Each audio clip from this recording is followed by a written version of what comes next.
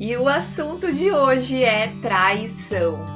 Essa situação tão complicada que às vezes acontece, tem um olhar específico com relação à constelação familiar. A constelação nos ajuda a entender quais são as dinâmicas que estão por trás de uma traição. Então, se você quer saber mais, fica comigo nesse vídeo até o final para você entender essas dinâmicas aí. Eu sou Grazi Bianchini, sou facilitadora em constelação familiar e terapeuta em hipnose clínica e regressão. E também mestre em Reiki. Se você gosta desses conteúdos, já se inscreve aqui no canal, deixa o seu like nesse vídeo para eu saber que esse conteúdo gerou valor para você, que você gosta desses assuntos e também compartilha com as pessoas que você gosta. É o amor que nos liga à nossa família e ao seu destino. E é bem apropriado isso. Bem apropriada essa cartinha. Porque, gente, é o amor que nos liga à nossa família. Primeiro ponto, a gente precisa entender que a gente está conectado à nossa família, ao nosso sistema familiar, por um amor profundo. Não é um amor raso, né? Aqueles que a gente fala, né?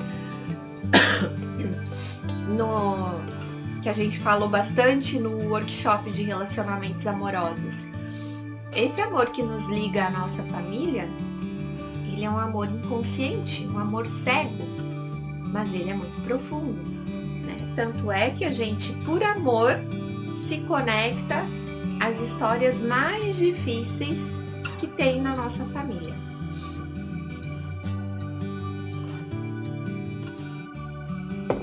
Essas histórias mais difíceis, muitas vezes estão relacionadas a movimentos assim de traição, né?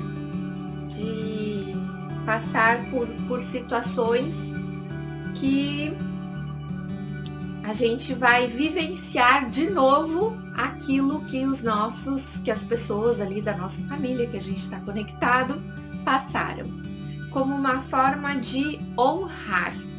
Então, o amor que nos liga à nossa família, nos liga também ao nosso destino. Então, quando a gente se conecta com amor a essas situações familiares, por amor, né? A gente sempre vai se conectar por amor. Quando a gente se conecta a essas situações familiares lá atrás que causaram muita dor, muito sofrimento, muita desarmonia dentro de uma família, né? Quando a gente se conecta a essas histórias, a gente vai repetir isso e vai chamar isso de destino, né? Então, tem uma frase do Jung que ele diz assim: quando a gente não conhece o nosso passado, quando a gente não conhece o que existe ali nesse nível inconsciente, isso vai se acontecer na nossa vida e a gente vai chamar isso de destino, né? E esse amor que nos liga à nossa família, ele é inconsciente, amor cego. Então, quando a gente se emaranha com essas histórias difíceis da nossa família, e aí a gente pode se emaranhar tanto com histórias difíceis das mulheres da nossa família, a gente pode emaranhar com histórias difíceis dos homens da nossa família. Uma infinidade de possibilidades existem ali no nosso sistema familiar. Então, quando essa possibilidade de traição também pode acontecer na nossa vida por conta desses julgamentos que a gente faz em relação, principalmente aos nossos pais, né? Que é onde a gente mais se emaranha com essas histórias. Então, quando teve ali esses movimentos na nossa família e a gente não consegue entender o porquê que aquele movimento aconteceu, né? Na verdade, assim, da vida do outro a gente não precisa entender, a gente tem que entender da nossa vida, né? Só que às vezes entendendo, dando esse olhar mais profundo para a vida do outro, a gente vai conseguir entender aspectos nossos. Se a gente fizesse essa compreensão, o observar a vida do outro seria muito útil. Agora, o que a gente faz? A gente pega e olha com o objetivo de julgar. E não é esse o objetivo das coisas que acontecem na nossa vida. O objetivo é a gente aprender com aquela situação. Então, se a gente olhasse para a vida dos nossos pais, por exemplo, que teve lá situações de traição, e procurasse entender com mais profundidade e não tomar partido nem de um nem de outro, a gente conseguiria entender histórias aí da nossa família que estão se repetindo, né? Então, uma possibilidade dessas situações de traição acontecerem com frequência, digamos assim, é esse honrar as pessoas lá de trás que tiveram grandes sofrimentos por causa disso. Então, essa é uma possibilidade. Quer dizer que é tudo assim? Não, absolutamente não. Não é tudo assim. Pode ser condições muito variadas. E aí também a gente tem que compreender um pouquinho desses equilíbrios de troca, tá? Equilíbrios de troca na relação. Disponibilidade para a relação, né? Vamos falar um pouquinho de disponibilidade para a relação. Muitas vezes, o que acontece? Tá? Eu já peguei alguns casos assim, já. Que, por exemplo, o marido ou a mulher, isso independe de homem ou mulher, só que quem mais procura para tratar desse assunto são as mulheres. Os homens não procuram muito, né? Eles não gostam de se expor nesse sentido aí da traição, quando eles são traídos, por exemplo, né? Agora, a mulher não, a mulher já procura muito para olhar para esse ponto, mas normalmente é com o olhar do quê? Da vitimização, né? Eu sou vítima nessa história. No olhar de quem não tá querendo ver muita verdade, tá querendo arrumar o que é mais que realmente traga o culpado à tona e ela possa, assim, ficar livre de qualquer responsabilidade. Então, cuidado, mulheres, cuidado, porque não é bem assim a história. Quando a gente vai olhar para esses movimentos de traição, sempre existe algo ali por trás, tá? Muitas vezes, o que acontece? Vamos supor que nesse caso foi a esposa atraída, a mulher, né? Muitas vezes o que acontece? A mulher não está mais disponível para aquela relação ali. Ela já não tem mais conexão, e a indisponibilidade varia bastante. Pode ser também por causa de uma dor que ela não olhou e aí inconscientemente ela só está conectada àquela dor. Ela não está presente na relação, ela está vinculada a algo, né? Um caso é esse. E aí o que acontece? É preciso que haja uma movimentação naquele relacionamento para a pessoa trazer a consciência dela novamente para aquele presente ali. Então, normalmente, nesses casos, quando a pessoa está conectada a uma dor e há essa movimentação aí no relacionamento, o relacionamento volta a um equilíbrio novamente. A pessoa traz a consciência novamente para o presente, né? Começa a dar importância para aquela situação ali e sim começam a entrar no equilíbrio de novo, né? Então, nesses casos, às vezes é necessário ter alguma movimentação para que volte a consciência para esse presente. Porque entendam, gente, a nossa consciência, ela só se dá por contraste. Então, quando eu estou a ponto de perder algo, eu valorizo aquilo que eu tinha ali e não estava valorizando. Entende? Quando a pessoa está pronta para ir embora, aí eu valorizo aquilo que eu tinha e que eu não estava valorizando. Porque eu estou a ponto de perder algo que eu tinha, né? Uma relação que eu tinha, e aí vem a consciência de que aquilo é importante para mim ainda e eu preciso estar nessa relação ainda. Então, muitas vezes, esse contraste é preciso para a relação continuar, porque se não for isso, ela vai ter que acabar, né? Se a pessoa não está presente ali na relação, se a pessoa não consegue mais ter uma disponibilidade emocional e afetiva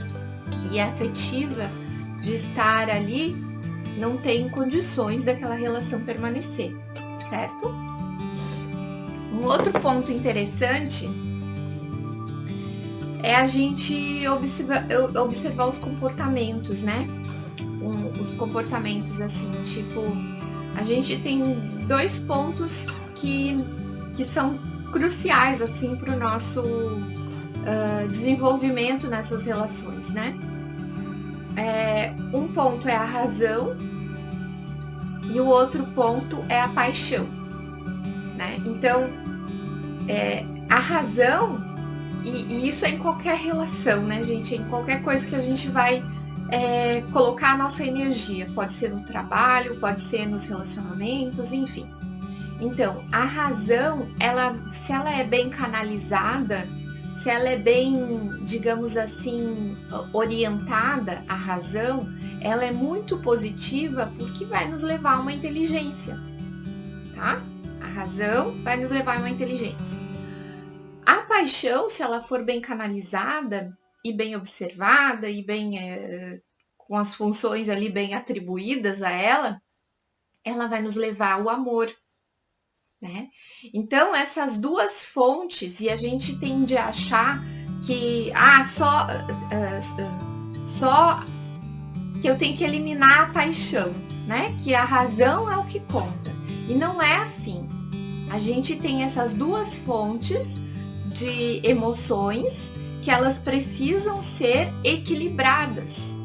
E no relacionamento também isso precisa ser ponderado e trabalhado. O que acontece é que a gente é muito infantil emocionalmente ainda, né? A gente não sabe lidar com as emoções. E daí uma hora ou é totalmente razão e perde totalmente a sensibilidade pelo outro, a capacidade de sentir, de se entregar para aquela relação, ou a gente é totalmente paixão, que fica cego, desnorteado, não sabe o que está fazendo.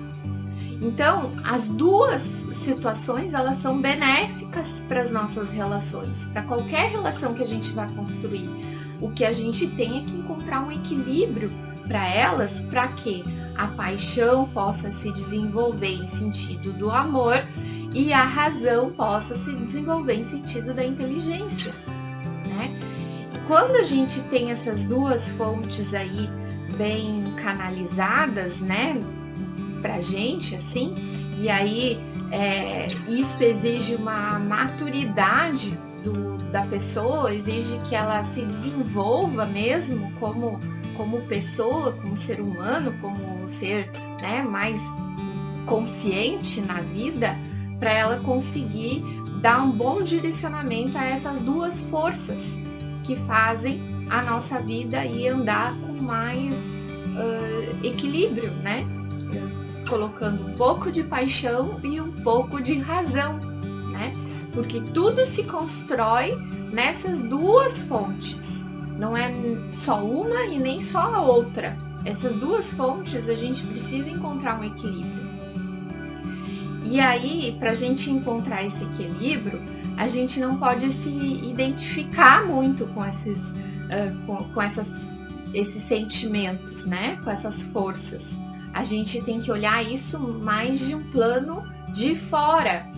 Eu não tenho como dizer assim, ó, eu sou totalmente razão, né? Eu também não posso identificar o outro como, eu sou totalmente razão, eu sou totalmente paixão. Não, você é os 2. É você que pode equilibrar isso para fazer com que você tenha boas decisões tomadas na vida, né? Então, quando a gente pondera essas 2 forças, né, o racional e a paixão, a gente tende a ter algo com muito mais equilíbrio nessas relações, pelo menos do meu ponto de vista. A gente não pode saber o que está se passando nesse inconsciente do outro, né? A gente não sabe qual é o movimento que ele está sendo levado, mas a gente sabe qual é o nosso movimento, né? Mais ou menos, né? A gente pode entender qual é o nosso movimento. Se eu tiver essa percepção, se eu tiver essa consciência de que horas eu estou agindo impulsivamente pela paixão, horas eu estou agindo impulsivamente pela razão. E aí eu tenho como dar um olhar ali de equilíbrio para tudo isso, tá? E isso é indispensável para a gente conseguir escolher melhor as nossas atitudes, né? Escolher melhor que ponto isso vai me levar, né? Então, o primeiro ponto é a gente saber equilibrar essas forças emocionais que tem dentro da gente e são, digamos assim, ferramentas para a gente usar na nossa vida. A gente não precisa fazer aquilo a nossa personalidade. Não é a nossa personalidade, a gente é mais do que isso. A gente tem uma essência aí muito mais evoluída. A gente não precisa se identificar com essas emoções, porque a gente não é uma emoção, a gente é um pacote de emoções. A gente é um pacote de sentimentos.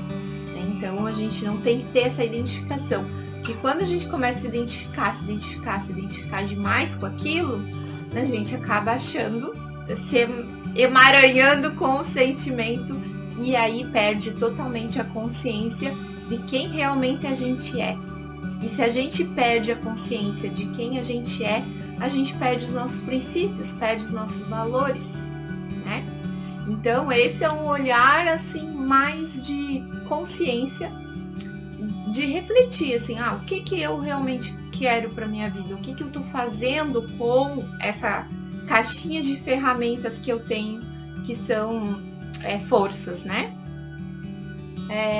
Ser humanos é uma caixa de surpresas, né? Não tem como a gente identificar exatamente o que o outro está querendo nos dizer e querendo nos orientar, né?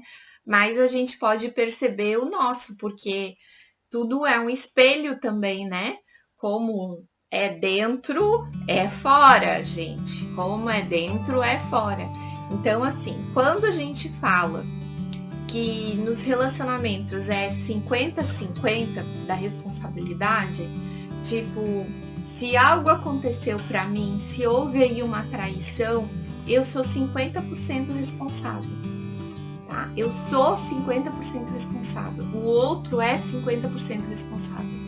Não existe essa, não, Grazi, mas foi ele que me traiu, foi ela que me traiu, ela que é não sei o que, ele que é não sei o que. Não existe essa possibilidade, porque a gente vai ver que por trás de um movimento sempre há algo ali meu contribuindo para aquela pessoa movimentar daquela forma, né? Então não tem como eu achar que eu sou vítima nessa história. Então eu tenho que buscar a razão de eu estar passando por essas situações que estão me levando aí a desenvolver algo que eu precisava desenvolver, né? Até no relacionamento, ou até comigo mesma, ou até essa questão da ancestralidade, né? Então, é muito indicado a gente buscar a constelação quando tem uma situação como essa, né? Porque aí a gente passa a não passar a responsabilidade só para o outro.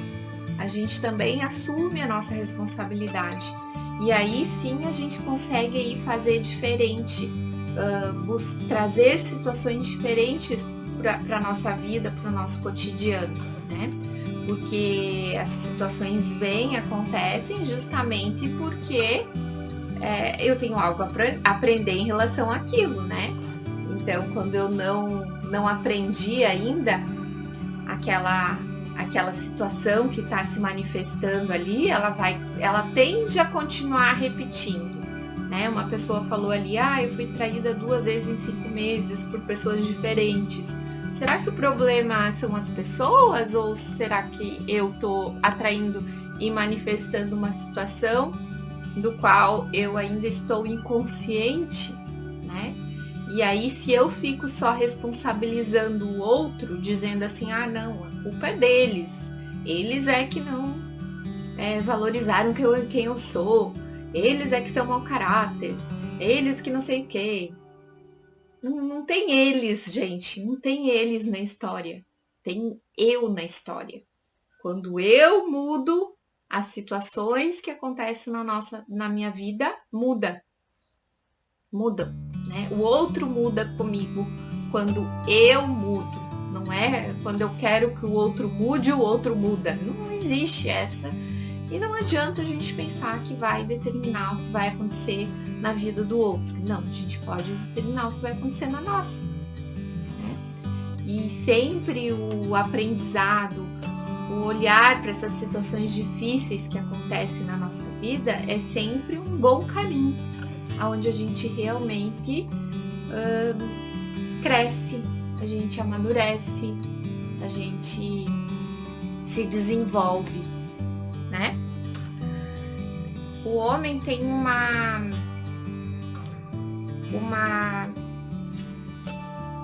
dinâmica diferente da mulher, né? O homem tem uma dinâmica bem diferente de se posicionar nos relacionamentos, porque o homem ele tem a necessidade de dar a direção para aquela família, para aquela relação. Ele tem a necessidade de direcionar. O que eu percebo é que às vezes quando a mulher se sobressai demais nessas direções, ela quer dar direção de tudo, ela quer, sabe? Não é que o homem tem que dar a direção de tudo, mas essa é a capacidade natural do homem de dirigir.